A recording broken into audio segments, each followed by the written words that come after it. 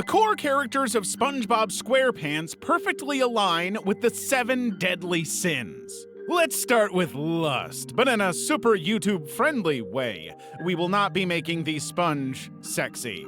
Again, learn that lesson. So, in the world of SpongeBob SquarePants, lust is represented by SpongeBob. Oh, no. Okay, crisis averted. So, lust is not necessarily about being horny, although it can be about that, but SpongeBob is not a lusty creature in that kind of way. You never see him thirsting after some Bikini Bottom baddie or fantasizing about a Krabby Patty with a BBL or anything. The definition of lust can occasionally be expanded to include a lust for something specific, such as power or even life. It's basically just extreme enthusiasm, which is everything that SpongeBob is and has ever been. Think about any episode at all. Go ahead. You will find something in that episode that he's enthusiastic about. Work? He loves it. Friends? Can't have enough. Horn? No, not doing that. Gotta take that one out of there. SpongeBob has a lust for life that the other characters really don't, and it shows in everything that he does. Of all the characters we'll talk about today, SpongeBob is the least troublesome, which is so fortunate because I really didn't want to make a YouTube appeal video defending the sexy sponge again. Let's move on to something less risky: gluttony. Gluttony is usually defined as an inability to stop eating, and there's really only one character that could fit in that slot. No, not him. He's just I'm talking about Gary the Snail, the bottomless pit of Bikini Bottom. There will never be enough food for Gary to be truly satisfied. And given SpongeBob's salary, it's honestly kind of surprising he's even lasted as long as he has. In the episode Have You Seen This Snail?, SpongeBob is a pretty terrible pet owner and neglects to feed Gary, instead focusing on his game. So Gary naturally decides to run away from home to find something better. He's basically a teenager, but less sticky. While SpongeBob is out looking for him, Gary is rescued by a kindly old woman who takes him in and starts feeding him well.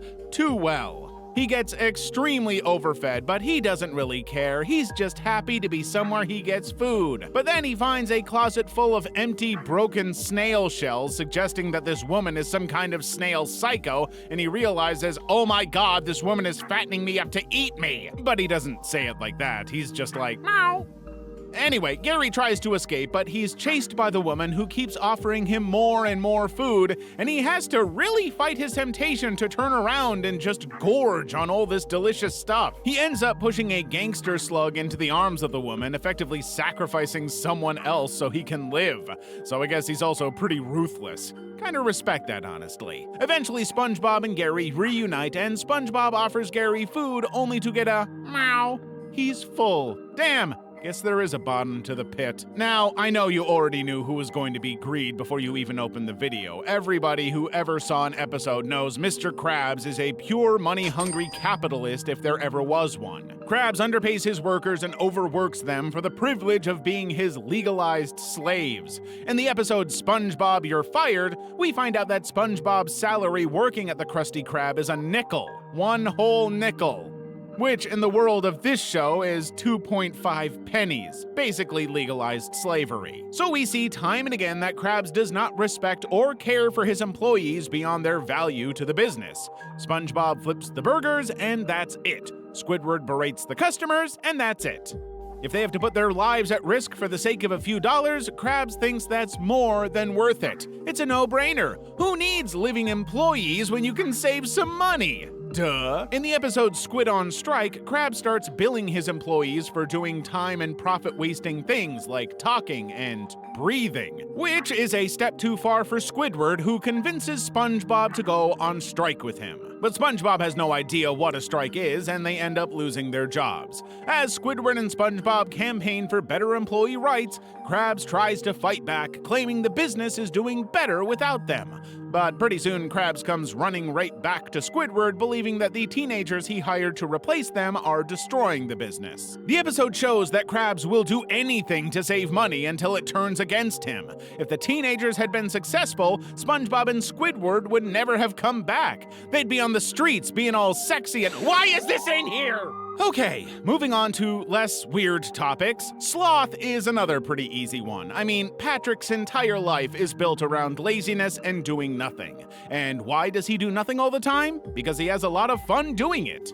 So you have a starfish who lives under a rock, head pressed against the sand with no darkness, and depending on the episode, nothing really to do. He doesn't have a job, which he calls fun employment, and he has no interest in improving his life in any real or tangible kind of way. His whole life is laziness. In the episode Big Pink Loser, Patrick gets jealous of Spongebob for receiving an award. He wants an award of his own. So he spends the whole episode trying to do things to prove that he's as good at stuff as Spongebob. But he doesn't care. He can't do basic stuff, and he isn't interested. So he tries to be like SpongeBob, but it doesn't work for him.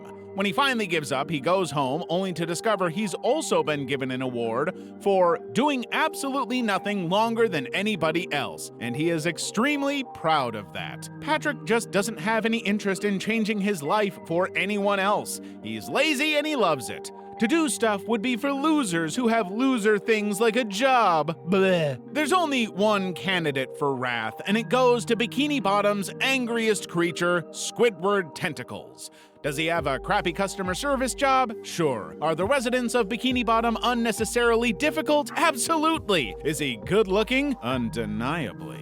But it doesn't excuse his anger. Squidward is a natural pessimist, someone who hates his job, hates his life, and hates every single person who has the misfortune to breathe in his general area. But underneath this angry, aggressive exterior, there is an interior which is angry and aggressive. He's like a puppy, but a puppy full of rage. Squidward longs for a life of class and elegance, but he works in a fast food burger place with a talking sponge and it kills him. So he takes it out on everybody he encounters, a wrathful, angry vengeance upon the world, but mostly on SpongeBob and Patrick. Whenever SpongeBob or Patrick decide to annoy Squidward, it usually ends with Squidward doing everything in his power to get back at them. And his pranks tend to get out of control or are outright cruel. Some might even say murderous. Is manslaughter a thing in Bikini Bottom? I mean, there's technically no men. We at this channel don't recognize Mermaid Man and Barnacle Boy as people. They are, how do I put this delicately? Genetic accidents. Mistakes, really. Anyway, in the episode Dying for Pie, Krabs insists that his employees celebrate Employee Brotherhood Day, a day of gifts and appreciation. SpongeBob gives Squidward a sweater made of his own eyelashes, which is either a cry for help or an outright threat, and in retaliation, Squidward goes out and asks a random group of pirates for a pie, which also happens to be either a cry for help or a threat. But just after Squidward gives SpongeBob the pie, he discovers that the pies are actually vessels for hidden bombs. So he believes that SpongeBob has just hours to live and is actually surprisingly sweet. Probably because, as I mentioned, that manslaughter charge. Eventually, SpongeBob reveals he didn't consume the pie, he just kept it hidden so they could enjoy it together later, and Squidward, of course, is furious that SpongeBob didn't explode, that he wasted a whole day with this sponge, expecting some kind of death and didn't get it. He's a real people person. The bomb goes off, and Squidward somehow survives, but he does get a pie to the face. Deserved. Moving on to envy. We have to look really close because Plankton is tiny. He is the most envious creature in all of Bikini Bottom, and not only because his height makes him easy to step on, he's also just a massive failure. Plankton's life work, the chum bucket, is a disaster. Nobody goes there, and those that do clearly hate the experience and themselves. But even worse than that, Plankton has to spend the whole time looking across the street and seeing how happy everybody is at the Krusty Krab. So what does Plankton do? He dedicates his entire life to coming up with schemes to steal the Krabby Patty formula and make his own restaurant the success that Krabs has created for himself. Sounds like envy to me, and a little bit of unrequited love on Plankton's part maybe, but I'll save that for my fan fictions. And finally, we come to the definition of pride in Bikini Bottom, Sandy Cheeks herself, the only non-marine animal in town. Again, we do not recognize Mermaid Man and Barnacle Boy as people. Sandy stands out for a few reasons. Not only is she the world's first astronaut squirrel, but she's also extremely intelligent and Texan. An intelligent Texan astronaut squirrel in an underwater town just rolls right off the tongue. In her little pocket of oxygen, she spends most of her time coming up with new scientific inventions, and then the rest of her time bragging about how she's an intelligent Texan astronaut squirrel in an underwater town creating new scientific inventions. It's very important you remember that, for her sake.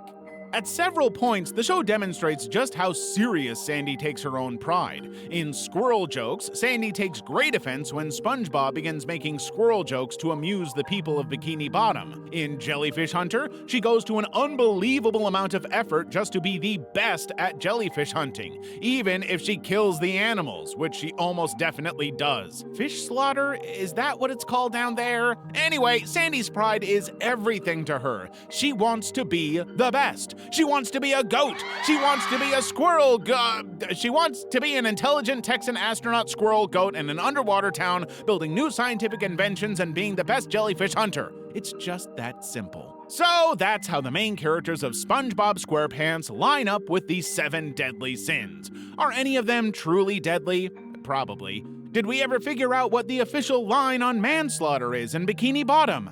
Jury's still out. If you disagree on any of these or just want to make a case for why Mermaid Man or Barnacle Boy are human, feel free to do so in the comments. Otherwise, let's keep SpongeBob sexy. Oh, come on!